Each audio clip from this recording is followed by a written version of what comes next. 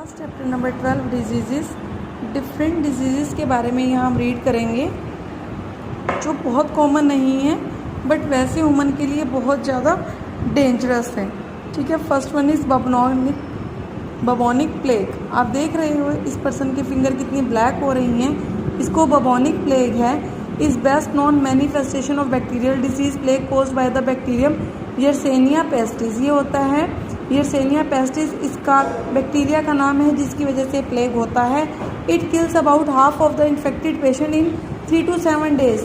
मतलब ये इतना ज़्यादा हार्मफुल है, इतना ज़्यादा डेंजरस है कि 3 से 7 दिन में पेशेंट अगर उसको ट्रीटमेंट नहीं मिला तो उसकी हाफ मतलब बहुत ज़्यादा वो इफेक्टेड हो जाता है पर्सन। ये समझ लो कि आधी तो उसकी डेथ हो जाती है। It is known as black death. इसको ब्लैक डेथ भी कहा जाता है due to this black symptom. Second, a person affected with hexadactylism. देखो इसको हेक्साडेक्टाइलिज्म है, इसकी 6 फिंगर्स हैं। इनके हाथ में या 6 फिंगर्स होती है, 6 टोज होते हैं। मतलब या फीट पे होंगी या हैंड पे होंगी, और बोथ हैंड्स एंड फीट, या दोनों हाथ पे हो सकती हैं, दोनों पैरों पे हो सकती हैं। AIDS, third one is AIDS. AIDS is caused by human immunodeficiency virus. कि जब जो हमारा इम्यून सिस्टम है ना उसके ऊपर कोई वायरस अटैक कर देता है तो एड्स हो जाता है। It reduces the effectiveness of the immune system. इसमें प्रॉब्लम क्या होती है, पेशेंट की डेथ क्यों होती है, क्योंकि उसका जो इफेक्टिव इम्यून सिस्टम है ना वो इफेक्टिव हो जाता है, वो रिस्पॉन्स बॉडी अच्छे से नहीं कर पाती। किसी भी बीमारी की चपेट में आने से पर्सन जल्दी इन्फेक्टेड होता है और तभी उसको बीमारी जल्दी घेर लेती है। And leaves individual susceptible to opportunistic infection and tumours. मतलब कोई पर्सन जिसको ऑलरेडी एड्स है उसके आसपास कोई और इन्फेक्टेड किसी और चीज़ से उसको इन्फेक्शन होने का खतरा बहुत ज़्यादा रहता है।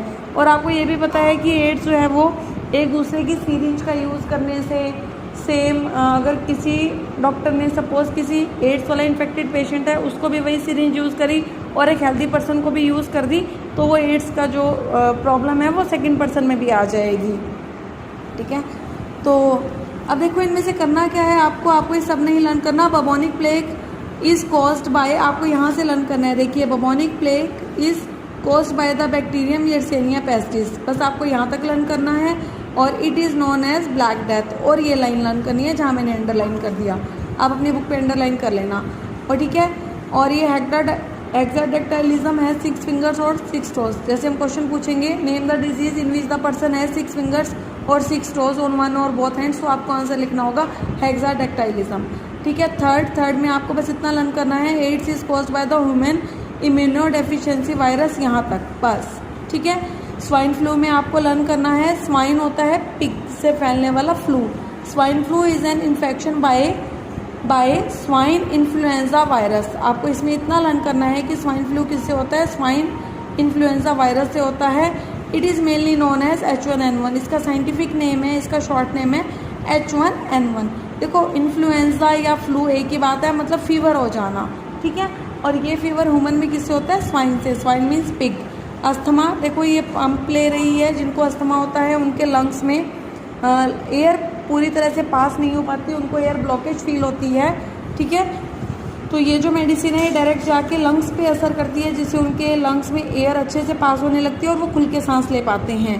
तो अस्थमा का हिंदी नेम है दमा। Is common chronic inflammatory disease, आपको यहाँ तक लर्न करना है बस। Asthma is a common chronic inflammatory disease.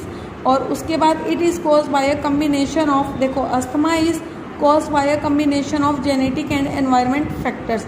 ये होता क्यों है, या तो किसी के घर में जेनेटिक हो, किसी के फादर मदर दादा दादी को होती है तभी आगे नेक्स्ट जनरेशन में प्रॉब्लम आ जाती है, या एनवायरमेंटल फैक्टर भी इसमें बहुत बड़ा रोल प्ले करते हैं।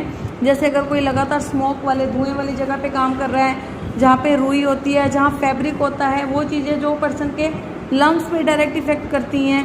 तो कोई पर्सन अगर उस एनवायरनमेंट में काम कर रहा है या धुआं वो ऐसे एनवायरनमेंट में है जहाँ से वो लगातार स्मोक के कांटेक्ट में आता है, तो उनको ये अस्थमा होने की प्रॉब्लम खतरा ज़्यादा रहता है। लास्ट है avian flu, refers to influenza caused by viruses adapted to birds. ये किससे होता है, बर्ड्स में होने वाला flu is called avian flu.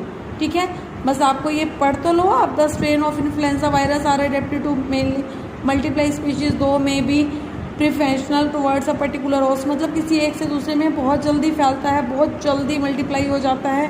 अलग अलग स्पीशीज़ में अलग अलग तरह का होता है। जो इसमें आपको लर्न करना है वो इतना लर्न करना है, avian flu refers to influenza caused by viruses adapted to birds. ये बर्ड्स में होने वाला फ्लू है, ठीक है। ओके।